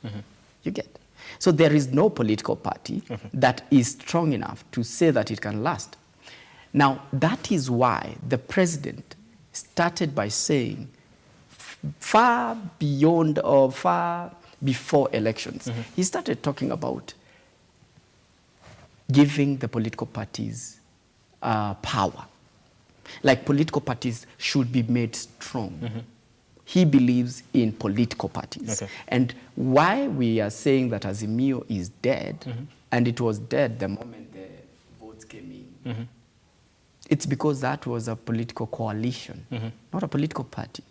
It was a political coalition, and its work or its objective is done, as my good friend is saying here. Now, you're saying that, but I remember just the other day, the leader, and that is Raila Amolo Odinga, did say that this party is, you know, we are strong, we are here to stay. Uhuru, who is supposed to be the patron of this particular party, is not going anywhere and things like that.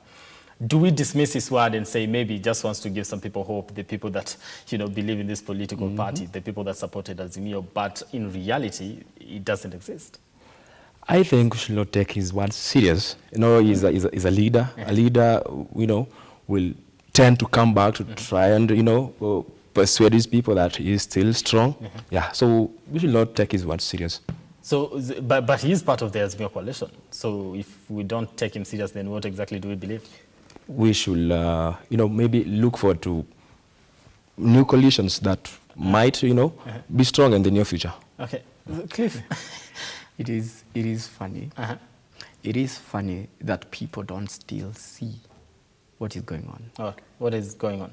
When the political elite come and use them as stepping stones. This is the same thing that happened with NASA. NASA, where is NASA? Died. NASA died. Right now, Jubilee is struggling. Actually, it is, the cancer is stage 5, if there is stage 5 or 6. Jubilee is dead. That was a vehicle. But Okay, when... so just a moment, I'm being Yeah. informed that I need to take a short break here, and we'll be back in just a moment.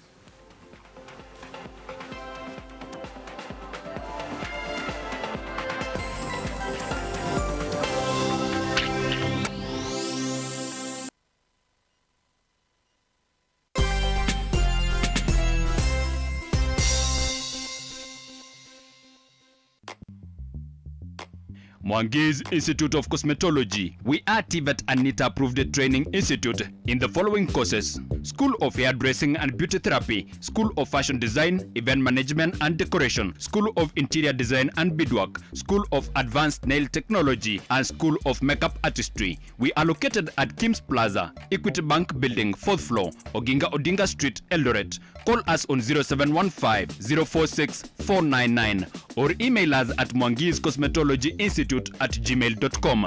Mwangi's Institute of Cosmetology, empowering tomorrow's generation today.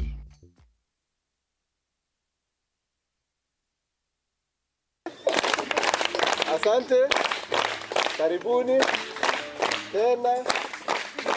Nimeshukuru Loto sana kwa kuja kwetu kutuletea miti kwa sababu hapa mazingira ni ya maana kwetu. When you plant a tree, it will dry out in dry conditions. So the seed balls are protected so that they're able to withstand the dry weather. So what we want to do is to make sure that in Baringo today we're doing 100,000 trees, and our aim is to make sure that regardless of what is happening, we know there's a lot of charcoal burning in the area. So we want to talk to them and tell them, as much as they are getting their livelihoods from the charcoal, they need to plant trees. One, for the environment. We've seen the Kerio Valley, we've seen the destruction that is going on for them cutting trees. So we're telling them, for every tree that you cut, if you need to cut, then at least plant 2. Unasikiza, ukikata moja ongeza zingine 3, kwa sababu tunataka kushughulika kuhakikisha kwamba hamna mambo ya ukame tena. Panda miti. Kumbuka yote haya ni kwa hisani ya Loto Foundation, na wewe ndio umefanikisha shughuli hii.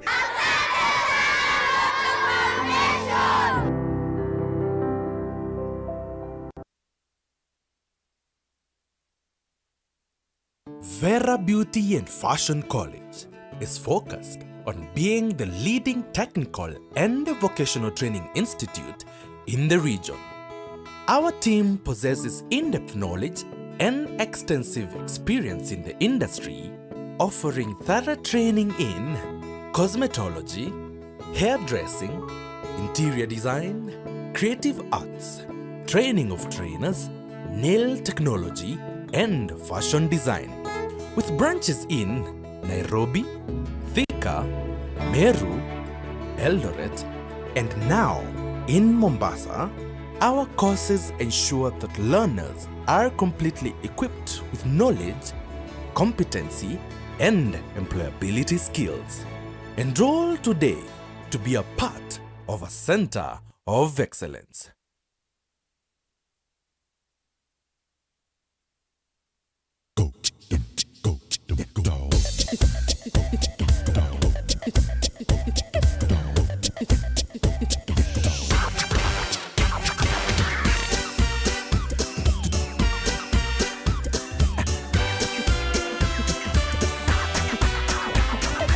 Already seen all of it from here, thanks to my wonderful long neck.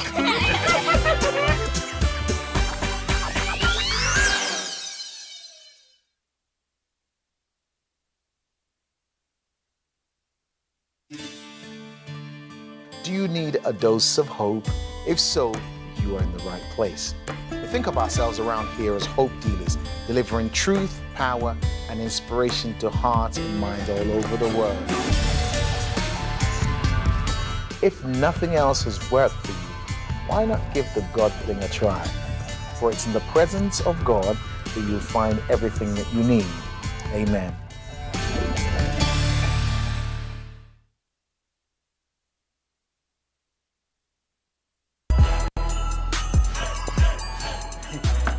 Usienda nayo huko ndani, unaacha hapo kwa luggage ndio uingie.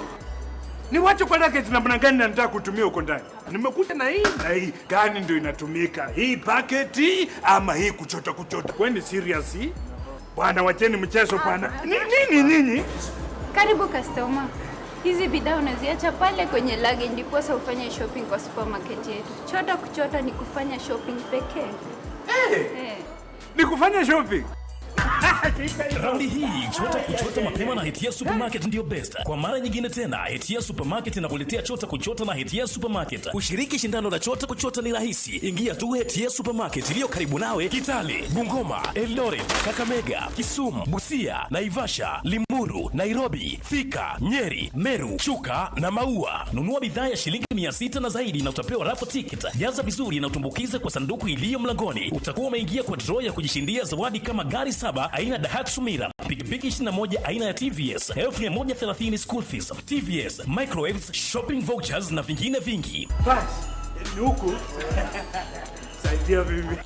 Chota imethaminiwa na Kiwi Bacon, Savannah Juice Fruit Vial, My Choice Hand Wash, Zesta Choco Primo, Ketepa, Blue Band, Aramco, Oven Fresh Bread, Nivea, Silent Night Mattresses, Coca-Cola pamoja na Hisense. Shindano hili limeidhinishwa na BCLB permit number 002816. Sheria na masharti kutumika. Chota na Hetia Supermarket, na hii motokaa gari smart kabisa inaweza kuwa yako. Unangoja nini? Ingia, fanya shopping yako Hetia Supermarket, kuchota na hii kari, hii motokaa inaweza kuwa yako. Mtu anaweza pesa kwa buti. Hetia Supermarket, a world of choice.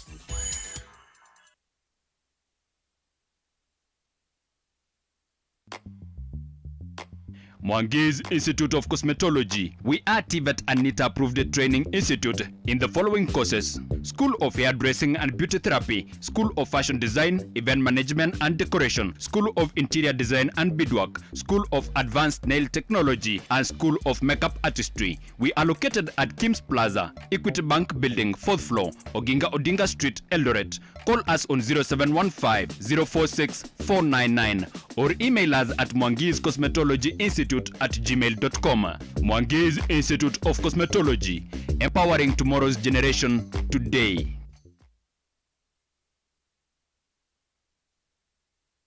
Vera Beauty and Fashion College is focused on being the leading technical and vocational training institute in the region. Our team possesses in-depth knowledge and extensive experience in the industry, offering thorough training in cosmetology, hairdressing, interior design, creative arts, training of trainers, nail technology, and fashion design. With branches in Nairobi, Thika, Meru, Eldoret, and now in Mombasa, our courses ensure that learners are completely equipped with knowledge, competency, and employability skills. Enroll today to be a part of a center of excellence.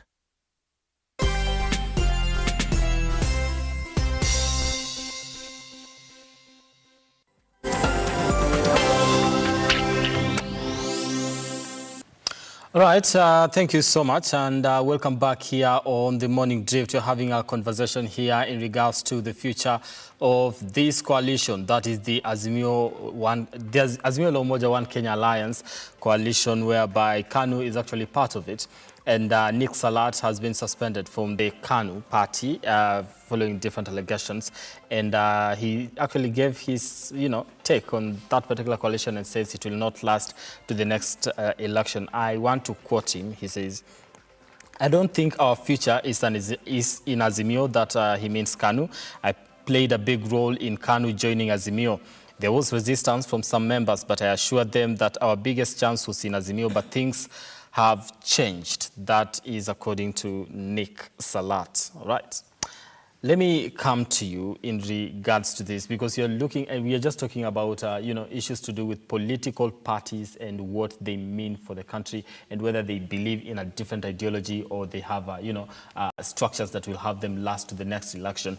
If he's talking like this, then what is it that is lacking in this Azimio coalition that will not see them through the next election? Okay, let me begin by saying this. Political parties tend to die because they lack strong ideological grounds that might, make them sustainable years of election. So the biggest problem is that we tend to form political parties for one major reason of winning elections. So when we fail to win elections, they tend to die automatically. That's the end of it. Yeah. Now, Cliff, do we have a party that we can look at and say, this is a party that has been built on structures and has proper structures that might have it last for long? Because we have so many political parties. Yes. But in the next election, I'm sure we'll have a different name for maybe a different coalition or a different political party, a different vehicles, something of sort. What I will say, I'm being optimistic here when I'm saying this, is that we are going to see a party like UDA for a very long time, because the leader himself believes in political parties and strengthening political parties. And that is why there was URP, before it folded to Jubilee. And the agreement was that Jubilee will be a strong political party. So let's fold URP because it's mine. Let's fold this because it's yours. Now let's form one that we are all part of and make it stronger, not for the elections, but even beyond, for posterity. Talking about political parties that are going to stand time, or do we have political parties that are there currently? I can mention KANU as one of the political parties. It's a political party that has structures. When you're in KANU, you're in a political party that knows what it's doing, unless the leadership of the day wants to destroy it. And that is why you will find like a person like Nick Salat can be suspended. Not because someone wants to suspend him, but because there are structures in that KANU that don't allow what he does or what he has done. You get? I don't know what the disagreement was, but I believe that KANU has structures that you cannot go outside and then expect that you are not going to be disciplined. It's not personal. It's the structures in place. It's the code of conduct in place. You get? Okay. It's not about Gideon Moy. It's not about Nick Salat. Okay. It's about the party. The party, if you look at the party structures and the party laws, the party rules and regulations, you have gone offside. Umecheza nje. You get? So that's what we are saying. So KANU is one of them. Okay. Fodasil is another that has been there. It may not be vocal as much, but it has been there, right? Is it just there because it existed before? Why is it not as vocal as it should be? Maybe if it has proper structure. It's because we have commercialized political parties. So if you don't have money, the membership doesn't have money. Then that political party will be more or less dormant in a way, right? Because we have commercialized political parties. That is what I was coming to, and saying that we have commercialized political parties. So with the commercialization of these political parties, then it is who has money that speaks. It is who has money that controls that party. You get? So at the end of the day, if the person who has money is just out to win the next election, and he wins it, he is not committed to that party. He may decide to speak whatever he wants to speak. Okay. So what we are saying is that, and I pray really hard, that one day we will fold up these small political parties that are there to play games, the political games, and have political parties that when you're in that party, it is a party that even protects you. Right now, we have parties that can't even sponsor your what? Cannot sponsor your campaign, right? Let's talk about bringing structures to this, but whose responsibility is it? How do we ensure that we have discipline in, let's say, a coalition or a political party itself, so that we don't get to the next election and we see, a different formation? We are always looking forward to what is the name this time round, which name are we going to go with in this particular, election and things like that. I think it should be a general responsibility of all members of the party to come up with regulations, certain regulations that will be followed. Okay. Yeah. Those are the structures we are talking about. Someone once said that if you are designing a policy, then design that policy not for you. Design that policy for everyone. But if you design that policy for yourself, that is not a policy. A good policy is supposed to be a policy where you've removed yourself from, I may be in this position. Okay. You've removed yourself, like I'm not the one gaining from this position. Yeah. Then now you design a policy that will, cater for everybody. So that when you're gone, the policy still works. What am I saying?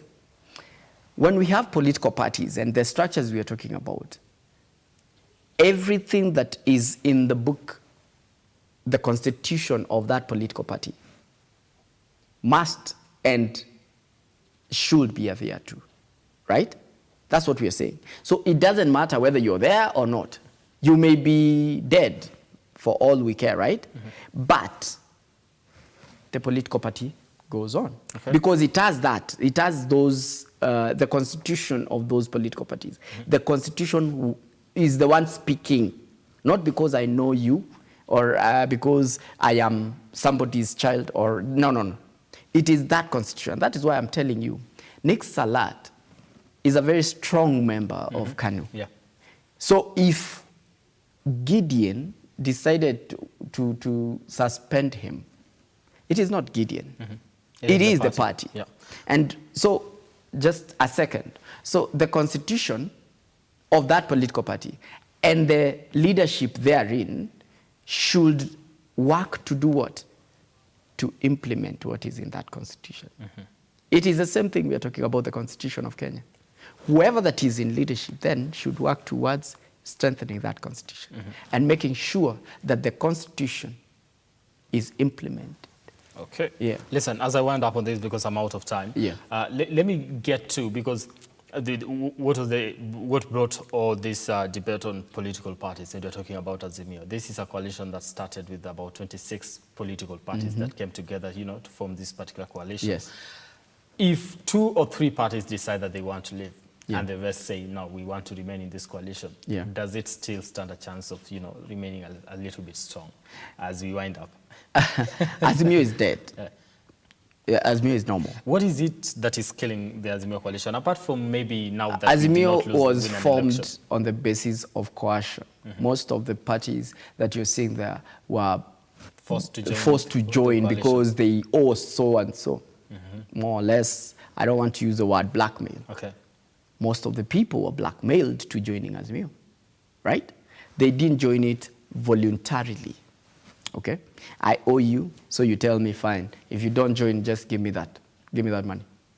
You owe me this much. Okay. And when we are talking about you owe me, we are not talking about 100 shillings. You're talking of millions or billions? We are talking of billions, right? Okay, yeah. So, somebody tells you, by the way, uko na kesi. Kwanza kesi zenye zimekufuata ni mingi. Ingia hapa, ziishe, right? So you get, such a coalition cannot last because people who are there are not committed to that particular coalition. They are there because you said, I come there, I am there, fine, nimekuletea chama ndo hiyo. Right? I'm not doing anything, I'm not active. Yeah. A political party when is I get members. a chance to bolt out, I will. A political party is membership. Okay. If a membership, and membership is people, if people are not active, then what are we having? We are having just a shell, an umbrella, with no one. Inside. Working. Okay. Yeah. Yeah, your final thoughts on this particular conversation in regards to this coalition that the same question I asked Cliff here, whether, you know, other political parties decide that we want to remain in this coalition because we believe we have an identity in here. Does it still a chance of maybe seeing the next election? It all depends with the strength of those parties that are trying to exit that coalition. For instance, in Azimio we have 4 strong parties, that is ODM, Jubilee, we have Wiper and ANC. So if one of those parties decides that they will exit that coalition, then it will have some repercussions on that coalition. Correction, we don't have ANC in Azimio. ANC is in Kenya Kwanza, please. Let us not lie to our citizenry. All right, Akasa Mukuna here says he is a man, the father of to his kids and to the Republic of Kenya, and the president elected by majority Kenyans to rule Kenya. So visiting the lost sons and daughters of Nyanza are still his children see crime, even if he got less votes from the region. Thank you so much for your feedback here on that particular topic that we are having here on the program in regards to the president's visit in that particular region.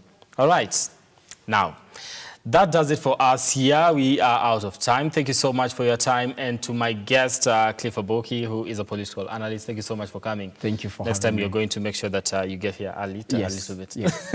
My apologies. My apologies. No problem. Yeah. And Victor Onyango here, who is a youth policy analyst. Thank you so much, man, for making time for this conversation. Pleasure. All right. Next time again, we do this, right? Yes. Current yes. affairs. We do this, yes. On behalf of everybody that has made this conversation and this program a success this morning, I want to thank you so much for watching. I do wish you a lovely day and week ahead. My name is Brian Amwai. Let's do this again next time.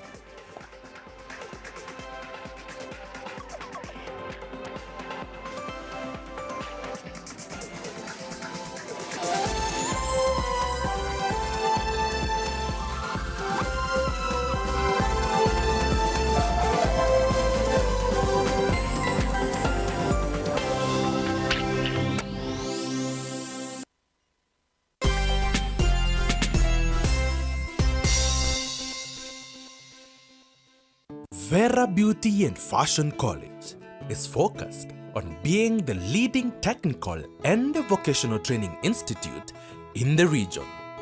Our team possesses in-depth knowledge and extensive